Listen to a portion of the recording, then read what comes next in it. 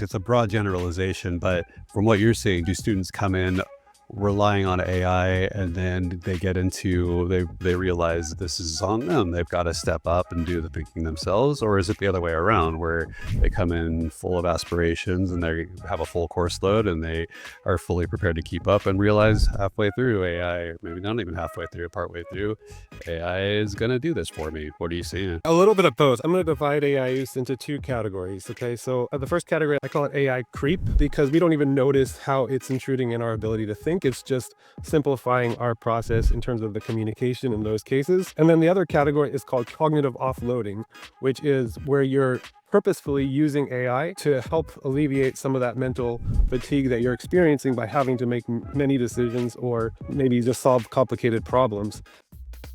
Welcome to We Fixed It. You're welcome. The show where we take over companies, you come along for the ride, and we try to put them back better than we found them. Back to school season's in full swing, so we're going back to college. Nearly 20 million students in the U.S. are starting college this fall. They've got their books, their student loans, their hopes and dreams, and they've also got something else, AI. Now, us fearless fixers, we didn't graduate college in caveman times, but we certainly didn't have all the benefits or the complexities of AI in the classroom. The college students of today are immersed in AI. It's tempting. It's a click away. Here's an answer. Here's a solution. Just copy paste me. It'll be all right. What's troubling is that, aside from maybe not actually learning anything in college, is that this generation is the workforce of the future. So the question is, should students be plugged into AI 24/7? Does that actually prepare them for the realities of the working world as we see it today? Or should AI be banished from schools so students can think for themselves? Is there a happy medium? That's what we're here to fix. And to do that, we'll need someone who sees firsthand how students are using AI, understands the pressures of those trying to teach those students, and maybe has some ideas about what to do here. Let's turn it up by a few degrees. Say hello to Dr. Marc Wolpoff, Professor of Psychology at Riverside Community College. Hi, Marc. Hey, nice to be here. Good to see y'all. Give us a little bit about your background. Tell us a little bit about yourself. Yeah, so I'm a professor of psychology, as you said. I teach at Riverside City College. I've taught previously at four-year universities, public school, private school, religious, secular. I've taught at other community colleges. Been at Riverside for about 15 years. My background is actually developmental psychology. I went to school at UC Riverside, got a PhD in developmental psychology there. And I like to study higher level thinking, like planning and time management and reasoning, those types of problem-solving skills. Well, thanks, Marc. You sound like the right person to be here with us on this one. Thanks. And let's get into what we're here to talk about. So for everyone listening who thinks AI adoption is moving too fast in the business world, just wait till you hear what's happening on college campuses. We're talking about a generation that's basically growing up with ChatGPT as their study buddy, and the numbers are honestly pretty wild. Recent surveys show that an overwhelming 86% of students now use AI in their studies. And here's the kicker, 56% of college students have specifically used AI on assignments or exams. So this isn't just, hey, can you help me brainstorm anymore? Students are going all in, using AI in everything from writing first drafts to turning in finished work with their name on it. And they're doing it with the same amount of effort as a Google search. So instead of typing it, we know how it works. Instead of typing it into Google, they're throwing it into a chat system of their choice and saying, some of them, not all, are saying, here's my finished work. But let's be fair, not all students are plugging prompts into AI like that and calling it a day. There's actually a lot more nuance here than you might expect. According to research by the Digital Education Council, 66% of students in bachelor's, master's, and doctoral programs are using ChatGPT regularly, but get this, over 50% of students believe too much reliance on AI could negatively impact their academic development. They get the problem. They're using AI, and they're also worried about using AI.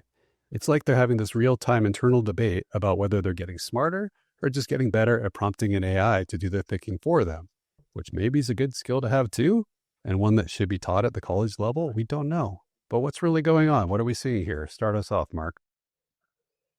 Yeah, it's pretty bad in terms of the accessibility for these tools to be integrated by the student.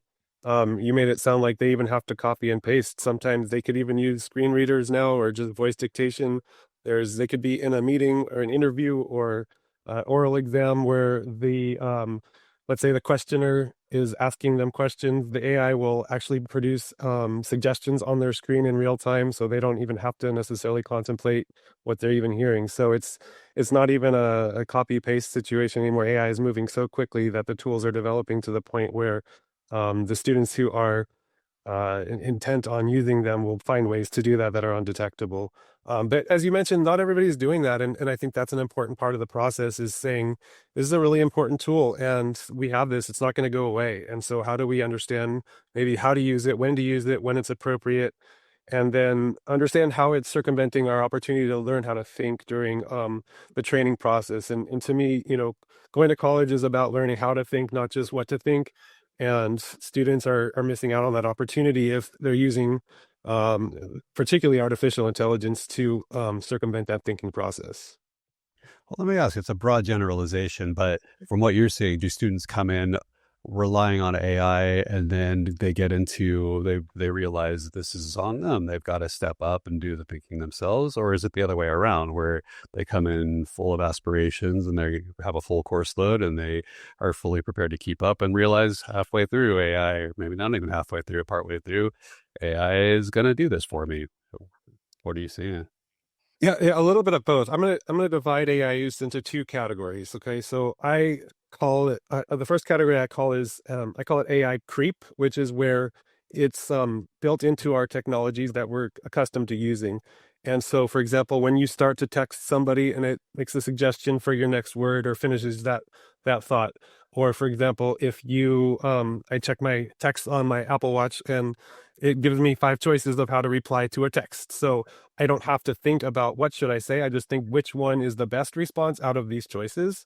I call that AI creep because we don't even notice how it's intruding in our ability to think. It's just simplifying our process in terms of the communication in those cases.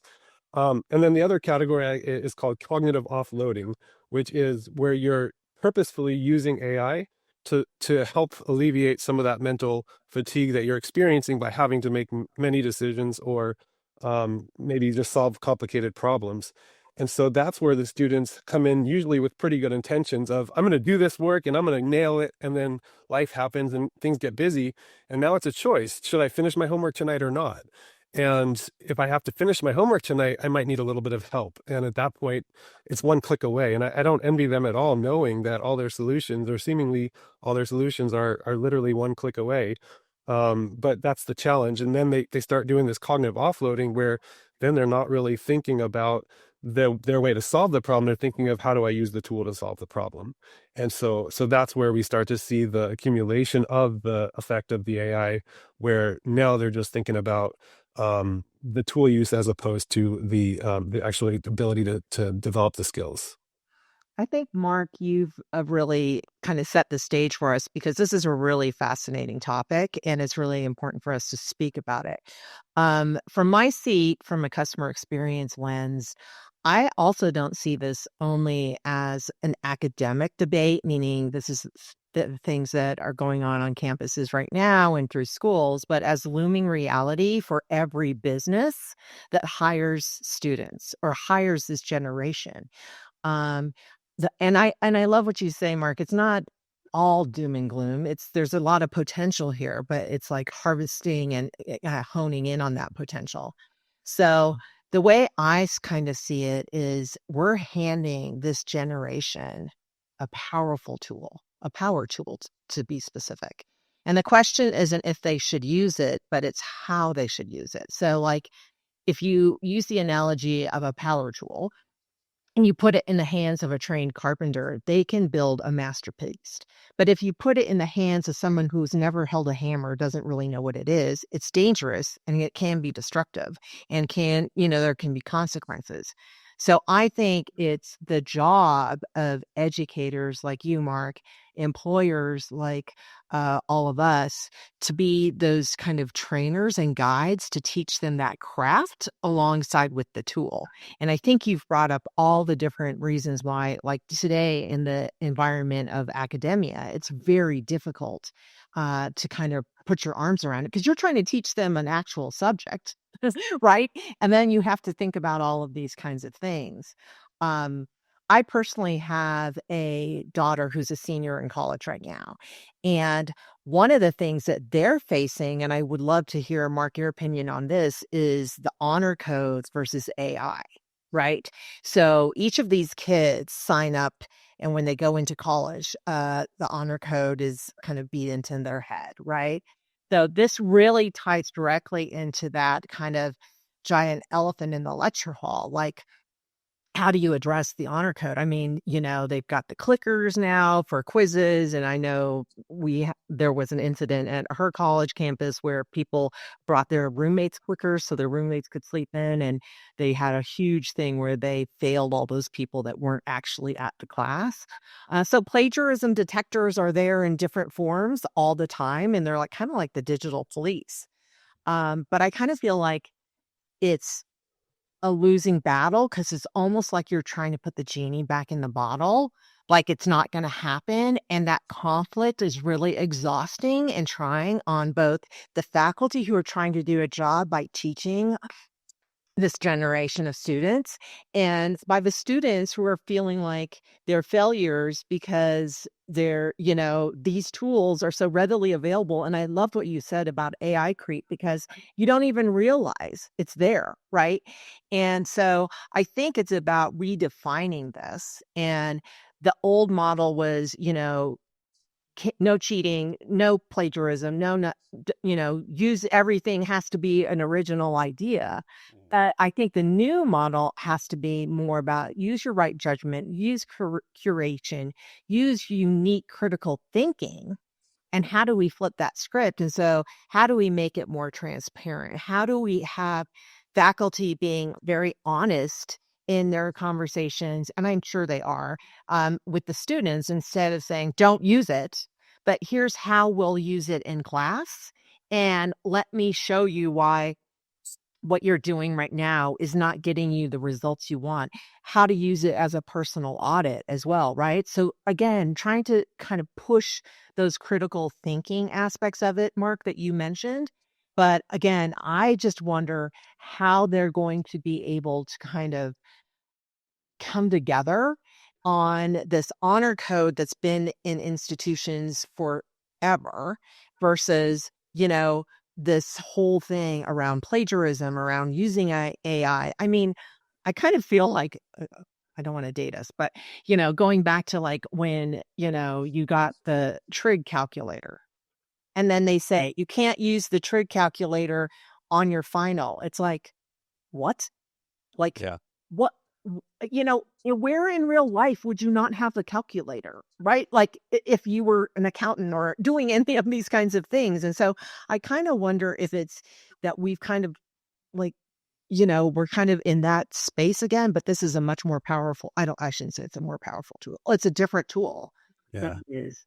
Well, you say real life, Kadira, we're seeing both of these things in the corporate world too, right? We're seeing the creep where all of a sudden all the applications you use are starting to prompt you and give you quick cut and paste responses or one-click responses. And you're seeing the cognitive offloading, right? Where you're just tired. You've made a lot of decisions. You want to write a HR memo and you don't want to write it. You want to write a couple words, and companies have been caught pretty blatantly with AI tags on it, or they forget to remove the footprints or fingerprints. Not always to that degree. Sometimes it's the tool, but what we're seeing on campus, we're seeing it play out in the professional world too, right?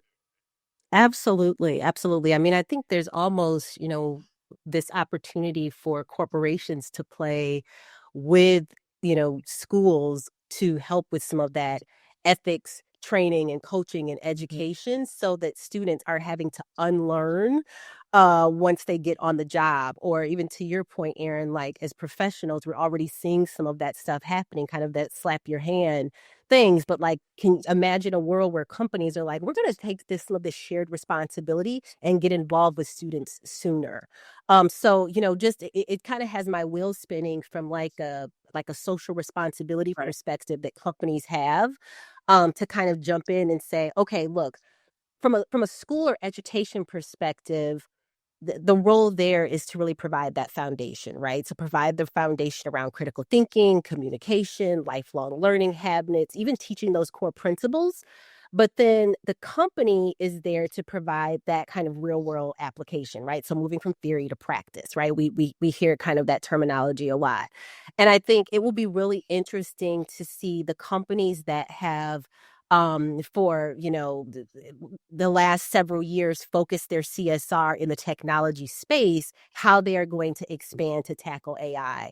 That would be my advice for the company leaders that are out there listening, to really start thinking about what is this shared responsibility? How can you start to lean your strategies toward helping to prepare this next generation of your workforce? Because ready or not, they're going to be graduating. And again, this is an opportunity to help prepare them and not have to, kind of carry that burden of unlearning once they onboard, versus, you can do some of that preemptively. So absolutely. Yeah. Yeah, well, and the challenge too, I hear everything you're saying. Companies are not big on self-policing and restraint. So if there's a market opportunity and a way to capitalize, they have LTV, right, lifetime value of a customer. Presuming these AI systems companies are going to be around for a long time, so ChatGPT and Claude and Anthropic and Copilot, what have you, they have an incentive to get students hooked as early as possible on their flavor of AI. And they're not, companies by and large, I'm not saying these are good or bad companies, just by and large, are not good at holding back and saying, well, let's let our customer mature, or let's step back for a while. They want to, Mark, I think they would want to be in the classroom as quick as possible. So I want to just draw one distinction because in the corporate world, it's a little bit more results oriented, and where I come from, it's a lot more process based. So you come to school, you need to learn the content to show mastery, and then get your degree so that you can enter that workforce.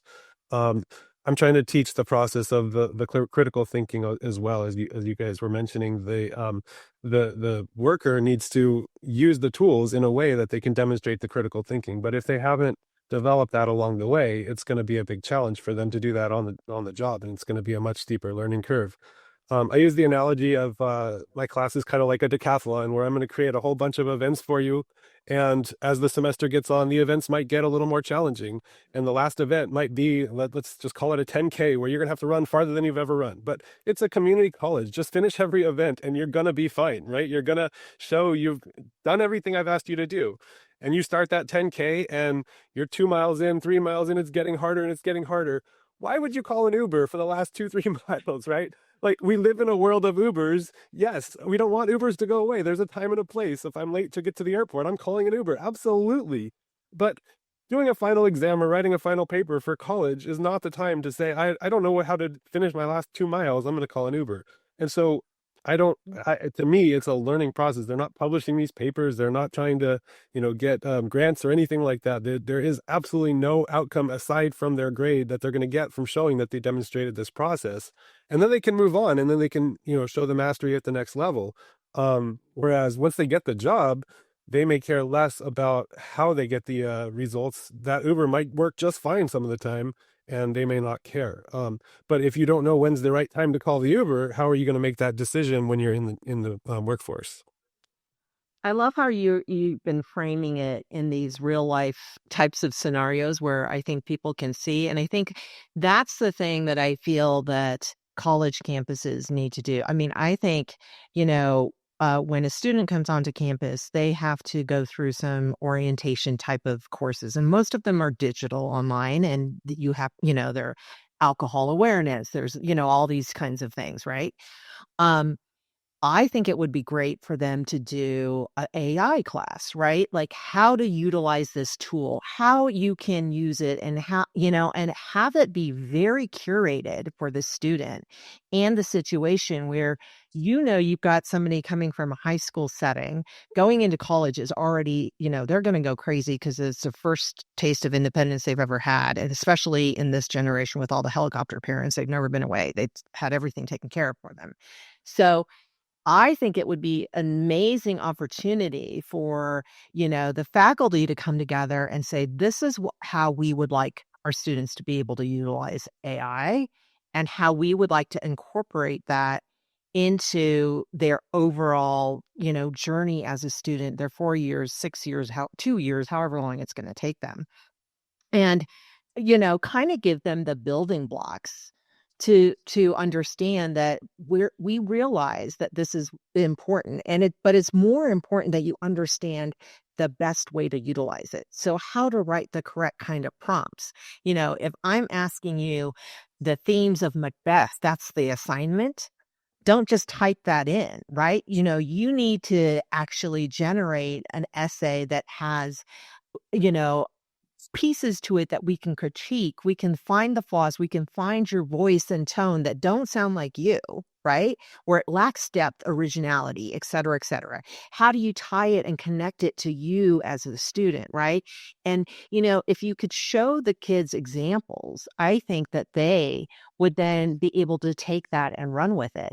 And then that would lend Kadira, and Aaron, that would kind of graduate into, the workplace where you say, okay, I know how to be accountable and responsible and how to utilize these tools so that it is helpful in the overall, world. But like, as I know in customer experience for sure, like if somebody calls in and is complaining about like they can't connect to their internet, calls into the call center, and I just type in connect to internet, right?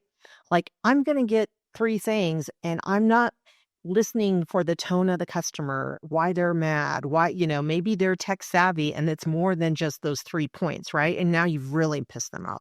So I think that there's just ways in which we could kind of create this, beginning part of the journey that's so important, but align it with what the point of, like Mark said, the point of them coming to college is for this. It's just such a think tank. It's like they're going to be learning and curious and they're learning so much. And one of the things that I love about educators is that they're not stifling, they're growing, right? You're growing a person. Is like, oh my gosh, you're opening up these worlds to these students. And I just feel like, by, people saying we're not going to use AI at all, you're kind of you're not being realistic. And I mean, we're seeing that in companies too, right? Like there are companies that have policies against it, right? But copywriters, it's the way things are going, right? Repetitive tasks, all those kinds of things you're looking at, that's what the future looks like. But I wonder how, Mark, when you're in a faculty meeting or committee meeting, what's the commentary? Is it just frustration? Is it like, what are you guys thinking is the best path forward? So that's a great question. And unfortunately, there's no consensus among faculty because different subjects and different disciplines require different use of AI. So for example, media arts, they can't exist without AI. They absolutely integrate from day one because the students have far more opportunity to develop really creative projects through the use of AI. Whereas imagine a botany class where you have to identify plants and now your app just does it for you. You have to memorize nothing. There's no value in the AI there because it completely destroys the thinking process. So we're not there. It's sort of the Wild West, right? We're left on our own. Administration typically is more friendly towards it than faculty because they see it as a tool that students can use to do better. And faculty want to make sure we put the guardrails up so that when they come to us, at least we can explain what they're doing and why they're doing it, and how to use it properly. But no, there's no way. I attended a statewide academic intelligence meeting this past spring. And it was really interesting because you have the folks in there who are 100% on board. Let's get this as quick as we can, as much as we can. And you had folks like me that were a little more on the reluctant side saying, let's think about the consequences before we dive in, because yes, it's a tool that's available to us, but we have lots of tools we don't use for every problem that we need to solve. And so just because it exists doesn't mean we need to, implement it in every possible corner. And I don't know where we're headed if the technology keeps going as fast as it's going. Right now, it only functions for my students, as a pretty low level starting point. But I show them, by the way, I do a project in my class on AI, which is really cool. And then they really get to dig in deep and see how it affects people. It's a developmental psychology class. So I have them look at different age groups and how AI affects people of different ages. And then they try to project where those where those cohorts are going to end up in a few years.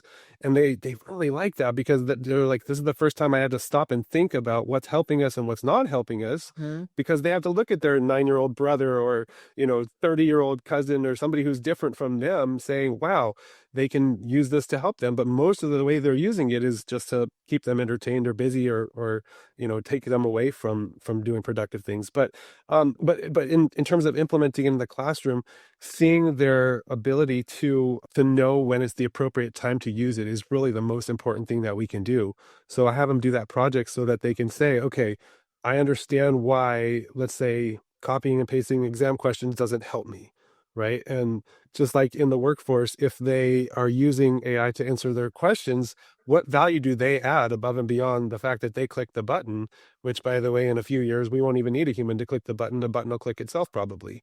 And so my biggest thing I work with them is to almost think about themselves as, independent companies where they have to sell themselves as a small business. Here's my value I add to this. And I encourage, a lot of my students are bilingual, so I encourage them to, for example, study sign language, both English, American Sign Language, and Spanish Sign Language, so they can be interpreters, and they could work in, a lot of them go into nursing or medical facilities. They can work with multiple communities and do things that maybe they have a value that they can add to it, because AI is never going to be as good at translation as humans will, because if you try Google Translate, you'll know what I'm talking about. It's rough around the edges.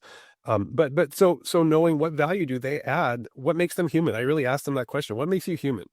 What if I can get all the information I want in one click, what do you add to that? And how do you use the higher level thinking that you're trying to develop now to take all this information that's available to you, but to come out with a better outcome than just the lower level things that the large language models can produce? My husband and my brother are both professors as well, and they have said the same thing too. And they've also said that kids are not smart. So they're not really asking the right prompts in AI. They are just copy and pasting. They're not even like thinking about that. And I know some professors have gotten smarter and they've actually put like white font so you can't see it in the prompt that they're for their essays or whatever. And then when the kids cut and paste it, it'll go into ChatGPT and there'll be like something about like it'll be like I said, a prompt about Macbeth, and then all of a sudden there'll be a whole thing about the apple from the Disney Snow White or something, right? And so then and then they just cut and paste the whole essay and then just turn it in, right? And my husband's like, they're not that smart, right? Unfortunately, our kids are not that smart. So I love that idea of you have to balance between like, when is it the right type of thing? And so then, it leads me back to the question of like helping them understand how to ask the right questions. I know there are tools out there like Prep AI that generate quizzes and things like that to help the students, right? It's not actually answering it of course gives them the answers later, but helps them in their study process, right? And so, the old days, we created flashcards, right? So now the students go in, deliver their lecture notes, and then go through Prep AI to create quizzes and things like that, right? But I think that there are so many different tools for learning that, Mark, I'm sure you see this in your classroom, that like when you were talking about the decathlon, I think that's perfect, that there's going to be somebody who's great at the javelin. There's going to be somebody who's really good at the long jump. There's going to be somebody who's good at running, and they're all in your class for the decathlon, right? And so you have to figure out ways in which you adjust.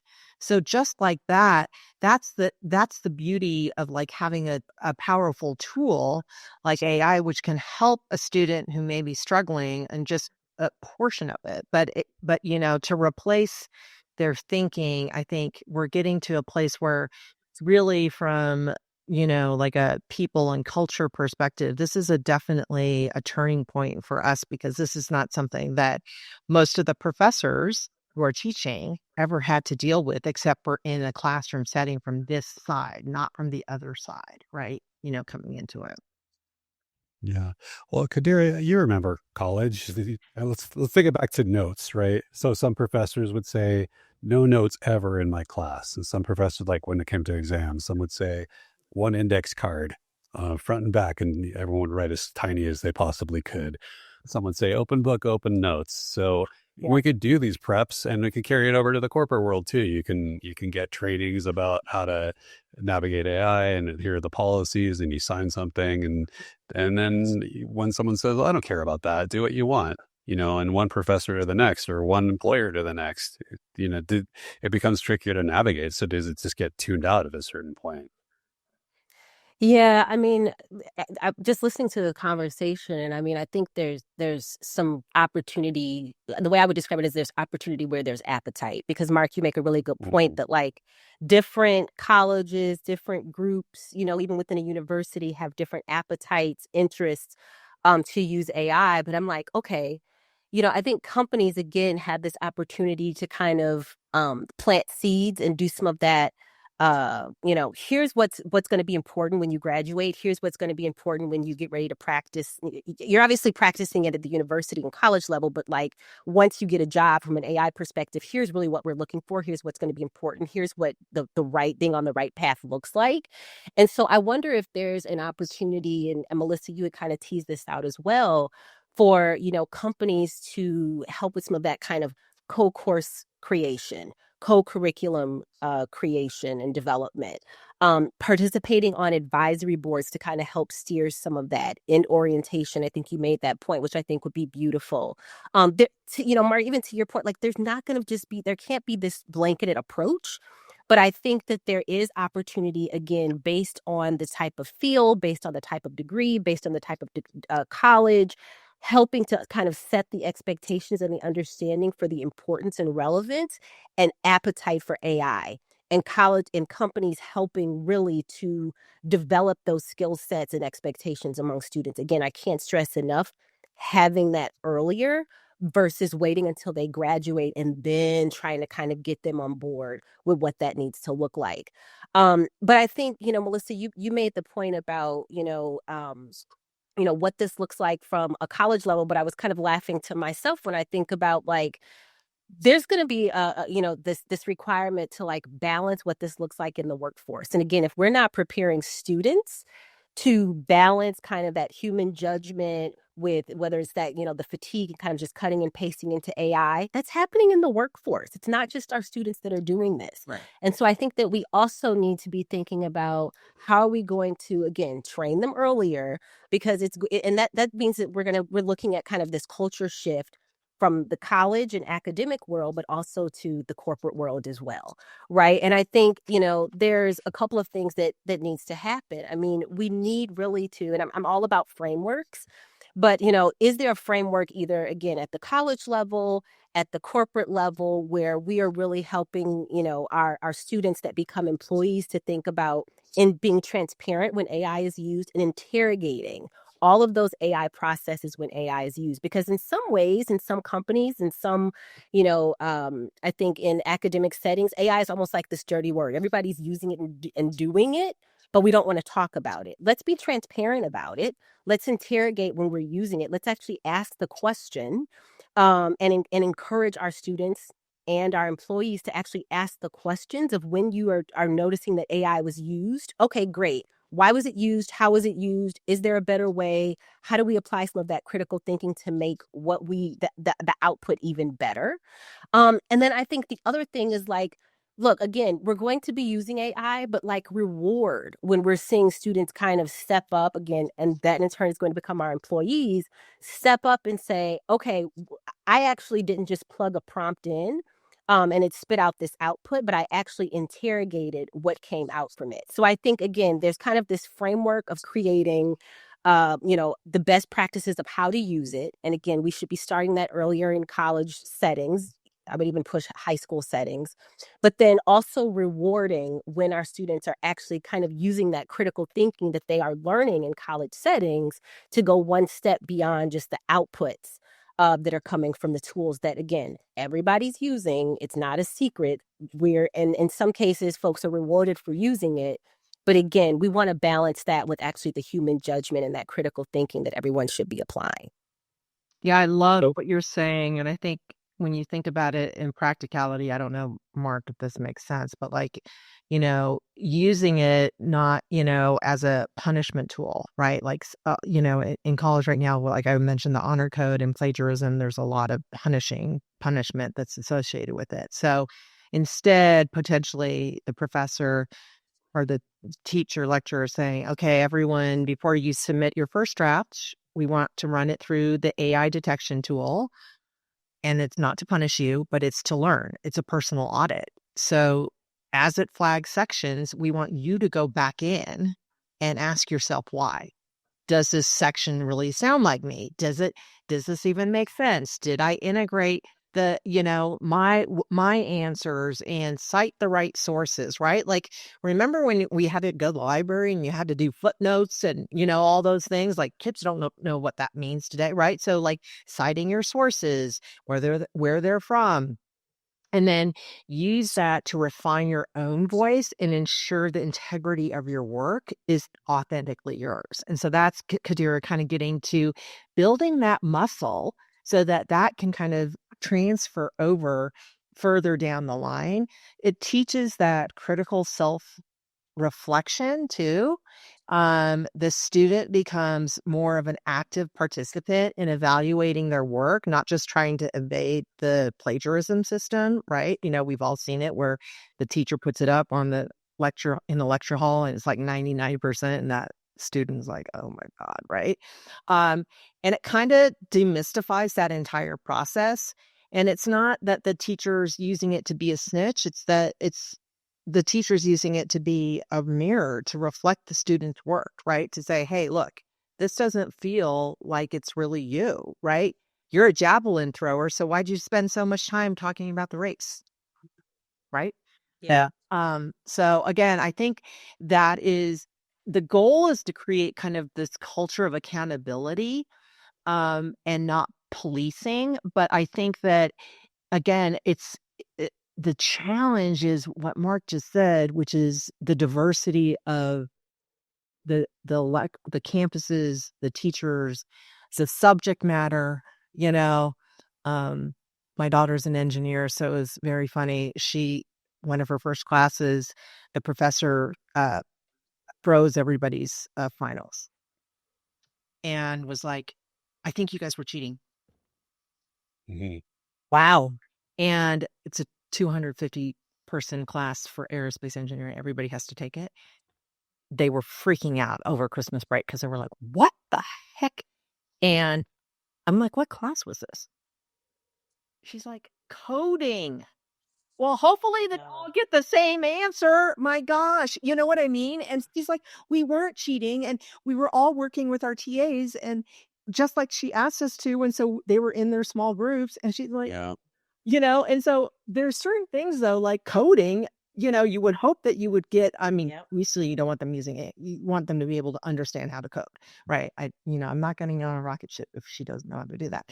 But I just feel like it's an interesting thing that, like Mark, you were saying, like in visual media, right? In other arenas, it's a different type of thing that's used with AI. So like, I think we have to be very careful. And because of that diversity, it's going to be really hard to kind of come up with a cohesive fix, to be honest, for this. This is a huge challenge for our nation.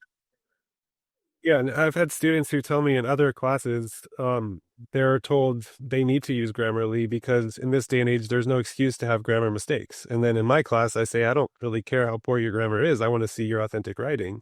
And they are not used to that. And then with the creep coming back is where AI just automatically changes your words. I can't tell if it's adding commas and periods or if it's completely rewriting sentences for them. And then the AI detectors aren't amazing, so they'll flag it either way. It'll say, "Oh, it detects algorithmic use right there." I can't tell if that's a small grammar fix or if it's completing sentences and thoughts and rearranging paragraphs, and so it's a big challenge because in one class it might be completely perfect and not only legal and acceptable, it is expected, and then another class they might get I wouldn't say punished, but maybe talk to you about what's going on with their work in this class. For me, it's not punitive. It's more of a let's have a conversation. Let's see what's going on. I try my best to put the expectations forward from day one. I have them go through a whole list of questions on, is this permissible in my class? No. I remind them on every assessment. I remind them on every assignment, and then inevitably we're going to have that conversation if it happens. But let's figure this out. What happened there? Why did we take that shortcut, or why did we think that that was an appropriate way to use a tool when the instructions were pretty clear that that wasn't appropriate for this instance? But I can see the confusion, right? Because in another class, they might be working on their homework the same night, and in that class it was perfectly fine. And so it's not, we're not going to find a solution that everybody's going to agree upon, and I think that's fine. It's again going back to tool use, and we live in a world with lots of tools that we don't use all the time, right? And knowing when this really powerful tool we have is appropriate, and knowing how to use it. And I have them do, and there's just something fun. I have them make up a joke about two different types of psychologists walk into a bar, and they have to just come up with a punchline. And then most of them really struggle with that, and they say, I don't really think like that. And so I just say, just do your best, have fun with it. I don't care, dad jokes, totally fine. Corny jokes, totally fine. Whatever it is, you come up with something. And then when it's over, I run it through ChatGPT. I show them, I said, in 5 seconds, I got 10 jokes that were better than probably all of us could have come up with in a month. But that doesn't mean that the process wasn't valuable to try to think about what would happen if these two psychologists had to come into a room together, right? And they're like, oh, you're right. That was really neat to think about, even if the joke that came out wasn't great. You're not professional joke writers. You're community college students just learning about psychology. And so I don't expect you to go on stage and perform these jokes. I just want you to think about, what would that look like in a funny way? These two people who have opposing viewpoints have to sit down and have a beer together, right? So so just to me, again, I do a lot of the project-based learning, so they are integrated in the process more so than that professor who says, I want Grammarly because I don't want to read poorly written essays. I think is missing the point to some degree of, this is where they learn to do that writing, because when they walk away, they're neither going to have the skill nor the confidence to write in their own voice if they don't develop that during college. And that, I mean, I have a funny story about that. It's pre-Grammarly. So my son, when he applied to college, I read his essay, right? Of course, as a good mom would. And he had a great story, which was fabulous, but he used a word that was not a real word. He made it up, I think, and it sounded okay, but it was not a real in the dictionary word. And it was kind of an adjective or something. And so I flagged it, right? I underlined it and I said, hey, that's not a real word. You should change it to, something like that. And I remember him saying, it's not your essay. You already went to college. It's my essay. And that's what I want to put that word in there. And I just remember thinking, God, I really hope there still are people reading these essays. You're getting 1,000 applications, right? So wherever he was applying to, and because I just thought, you'll be able to tell that a 17-year-old boy wrote this and not his 50-year-old mother, right? You know what I mean? And or that he didn't hire somebody to write his essay for it. Now they have all these people that do that. So I just, it just gave me I was proud of him, and he did fine. And now it's kind of funny because he's in marketing. So I'm like, are you using made up words? And so I just think it's interesting, Mark, because I feel like the application, like you said, of that it doesn't have to be perfect. It has to be you, right? That's the thing. I mean, it doesn't have to be the perfect joke. It's the process. And in that process, you're probably going to find your javelin thrower, right? You're going to find somebody and you're like, oh my gosh, this person's the quietest person, but they're the funniest person. Right? Yeah. I mean, I think really cool. It's a really good point, because look, these tools, AI, the tools, the machine, whatever. It is designed for good, right? I think the intentions, in terms of the original design are for good, but I think, the points that we're raising are around the when and the how and the what, and just this fear and concern, I think rightfully so, around just over reliance. That I think, whether again it's our students and what that looks like when they enter into the workforce, or those of us that are already into the workforce. And I think, just Melissa and Mark, hearing you talk, I'm thinking about, the stamp, the personal stamp that from even as a student, but also as a professional, that you get to put on your work, right? And when you are overly relying on AI, again, there's a place for it. But like when you're overly relying on it, where is your personal stamp on your work? And I think that's the Melissa, the story about your son, Mark, the examples of your students, like that's the cool stuff. That's the sexy stuff. That's what makes your work your own, right? When you, again, are applying that critical thinking, when you're questioning, when you're interrogating, when you're making the mistakes, it's where you're developing your IP. And it just makes me wonder, like, again, if this kind of goes unchecked, or we're not starting to address this sooner with our students, like, what is this going to look like for all of us? Are we all just kind of walking around as AI machines, which we know that's not what companies are hiring for, right? They don't just are hiring, a person in a seat to be an AI operator.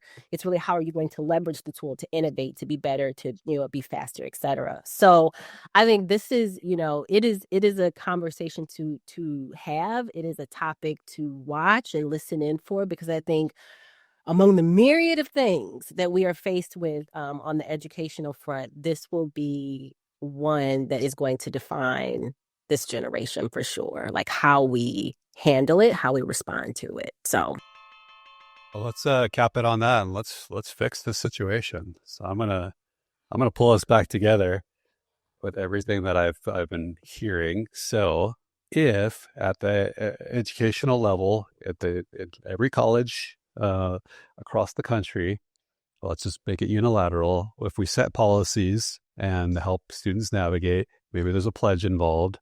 And it's going to be situational, because one instructor to the next and one situation to the next is going to be different, but there's some kind of accountability.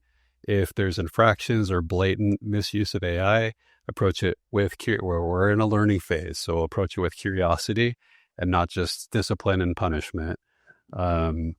Bring in companies to help shape that are involved in AI and have some kind of stake in it, but they're also the ones, maturing this technology. Help them shape AI literacy at the student level. I think that letting them come in with their corporate interests isn't the right way to go about it. Probably, put it at some kind of consortium or some type of multi-stakeholder, strike the right balance there. I think getting students involved in that would be a really good thing to do. So it's not just handed top down. You have to sit through a week of AI literacy, but it's students teaching students how to do this would be really powerful. Watch out for AI creep, and don't let it kill your own thought and turn your brain off and lull you into saying yes to the prompt. And just, you're there to think, not just to click the next. And then at the academic level, as in the corporate level, put a premium on original thought and put reward there, and recognize those that are not just, accepting what's in front of them, but they're using tools in the right way, and they're bringing their own perspectives and their own resourcefulness to the situations. And those that do, like Mark said, even clicking a button in short order is not going to be a role anymore. The button can click itself. It's what can you do with the resources available to you. So if we did that, here you go. Did we fix the situation? Melissa? I don't think we fixed the situation, but I do think we brought up huge, important topics for discussion. And so, first of all, I want to say thank you to Mark and all educators out there, because you're not just preparing your students for finals or for a grade, you're preparing them for us. For their first day on their job. When you teach them to use AI ethically and critically, you're giving them a massive head start. You're sending us people who are more efficient, more creative, better communicators.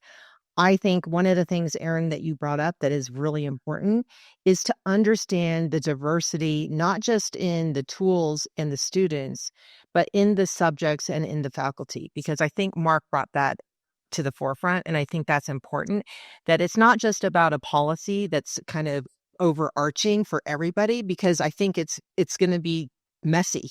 It's going to be messy. And that's what the real world is like. I mean, I think, Kadira, we can all agree that the real world is not easy. It's not a playbook. It's messy. So I think that's really important to acknowledge and to recognize and allow that leeway and flexibility within those, AI committees out there on campus to allow for the professors to know what's best for their students in their classroom. And for businesses, I think we need to get ready. Bosses need to be, ready for these new tools. Let's not fear the power tool. Let's build the workshops where we can at least use that for a creative and amazing outcomes and spaces, and a great culture that's keeping up with the times. What about you, Kadira? You like playbooks to create things, but right playbook, straight the right balance here. Bring a trigger hers are. Yeah, I think I'm cautiously optimistic. I think that we have the start of a playbook. I mean, I think and I use the term, I think, shared responsibility, right? Creating this like public partnership between corporations and the education system, schools, universities. Honestly, I would start even earlier than college. I mean, I would start in elementary school, middle school, where, some of these students have access to these types of tools, whether we want them to or not. So I can't, emphasize that enough. I think the company, and we put a lot of responsibility and weight on corporations, but when you think about it, that's where AI is really going to be implemented at scale. And so if you want, this next generation, this workforce, these folks coming out of college to do good with these tools, for your company, then you absolutely carry some responsibility and weight to make sure that they're doing it responsibly. And then the other thing, and we didn't get to go too far into this, I think we started talking about it at the beginning, but I would really emphasize just thinking about the access and the inequality of access from an AI perspective. I mean, I think AI can be an equalizer, and we've seen really good examples of that, whether it's with people with, disabilities or, different languages and things like that. But if we are not careful, there are some haves and have-nots in terms of who has rich access to the tools, paid features, all the things. And then that just kind of snowballs. It creates a skills disparity. It creates a confidence disparity. And so I think we have to be really mindful, if we're going to fix it, to also be thinking about how do we create access equality with a tool like AI. So I say all that to say, I'm cautiously optimistic. I think we have the start of a framework, of a playbook. I like it. Mark, how far did we get? We got a long way to go, but one last word of caution is some of the research that's coming out actually shows a pretty strong negative relationship between AI use in general and critical thinking. And some really interesting studies have been done recently. One was done at MIT recently that they showed the students that used the large language models to produce their work, they couldn't even answer follow-up questions on their own work. Basically, they were struggling to even understand what they came up with, versus someone who looked it up on Google did a little bit better. But the students who had to do it on their own, they had actual brain scans happening while they were doing this work, and their brains were lighting up a whole lot more, making a whole lot more connections.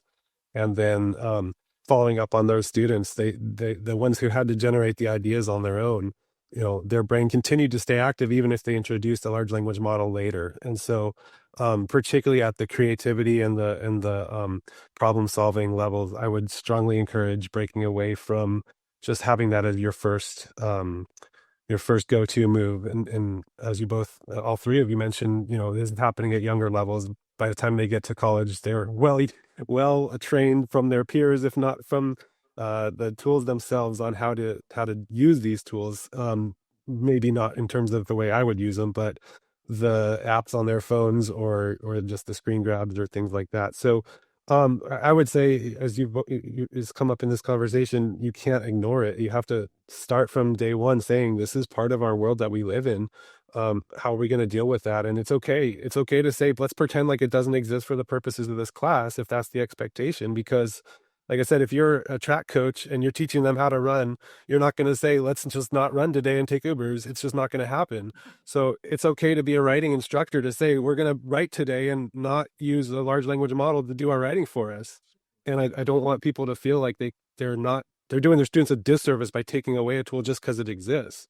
But at the same time, you have to say, well, this is something that in the real world, people don't really do. They just use shortcuts, and it's okay to learn how to use those shortcuts when the process matters less than the outcome. So we're closer. If we start thinking in terms of process versus outcomes, I think that really helps. What do we want our students to learn versus what has to be done? And what tools will they have when they do this in real world? If you went to I train a lot of medical students. If you went to a doctor and the doctor just plugged your symptoms into ChatGPT, you'd say, why did I go to the doctor? I want a doctor who can listen to my symptoms and come up with ideas and then look that up and say, is this a reasonable diagnosis? But right now, if we train them to just plug it into ChatGPT, then that's going to be the way that they solve that problem. That doesn't mean that you can't, somebody won a Nobel Prize recently by using AI to break down, some really complex chemical that we can't do as a human, because it would take our whole life. But AI can run simulations and break it down to the point where we can solve these unbelievably complex problems. It's a fantastic tool to have when we know how to apply it. But yeah, I would say it's okay to not use it, and it's okay to encourage them to learn how to develop those skills on their own first and foremost, and then start integrating it. I like that a lot. So it's not a full fix. We won't put it away with a lid on it. This is going to keep happening, keep being a part of our daily conversations and daily lives at the school level, at the work level. I mean, everywhere AI is infiltrating everywhere, for better or worse. And it's an evolving case study. We'll have to see what happens as it happens, right? Absolutely. All right. Well, thank you again to Dr. Marc Wolpoff for joining. Let's give you a test. True or false? Are you also my brother? I think that one's an easy one for me. Let me quickly run it through the AI. No, yes, yes, I am, and I'm so happy to see this podcast doing great. I listened to it as well, and I'm very supportive of it. So keep up the great work. Oh, thank you. Do you have anything you'd like to share or shout out? Not in particular, just we stay off the grid the best we can, keep the tool use when it's appropriate for us here too. So thanks for having me on. All right. Thanks very much. It's going to have to do it for this back to school episode of We Fixed It. You're welcome. Marc, thank you for bringing us intelligence that was anything but artificial. Likewise, Kadira and Melissa. For our audience of fixaholics listening at home, on the job, or while studying, we appreciate you. If you're enrolled in a business course, tell your professor to make us required curriculum. If you get an A on the final, you're welcome. Until next time, class dismissed. We hope you enjoyed this episode of We Fixed It, You're Welcome. We go into every episode somewhat cold, and nothing we say should be construed as legal advice, financial advice, or anything that would get us in trouble. All trademarks, IP, and brand elements remain property of their respective owners.